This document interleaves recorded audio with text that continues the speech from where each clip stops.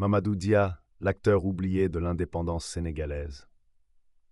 L'acteur clé de l'indépendance, Mamadou Dia, est un nom souvent éclipsé par les grandes figures comme Léopold Sédar Senghor. Pourtant, cet homme politique sénégalais a joué un rôle clé dans l'histoire de l'indépendance de son pays, tout en laissant un héritage complexe et controversé. Qui était vraiment Mamadou Dia, et pourquoi son histoire mérite-t-elle d'être mieux connue?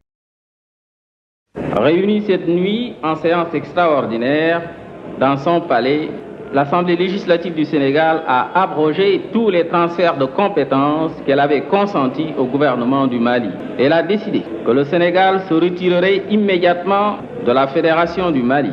Et elle a, dans un élan unanime, proclamé l'indépendance du Sénégal. Cette indépendance, le gouvernement la défendra avec détermination. Et elle a donné plein pouvoir au gouvernement pour une période de 3 mois. Le gouvernement, j'en donne l'assurance, utilisera ses pleins pouvoirs pour asseoir l'indépendance sénégalaise sur des bases inébranlables. Mamadou Dia est né le 18 juillet 1910 à Khombole, au Sénégal.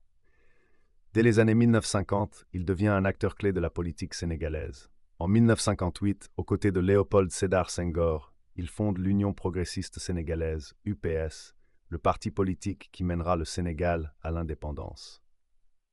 Le 20 août 1960, le Sénégal obtient son indépendance.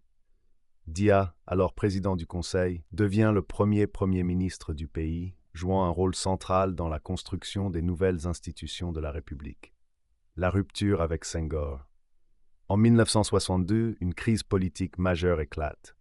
Mamadou Dia et Léopold Sédar Senghor, autrefois alliés, se retrouvent opposés. Accusé de tentative de coup d'État contre Senghor, Dia est condamné à la prison à vie. Cet événement marquera une fracture dans l'histoire politique du Sénégal.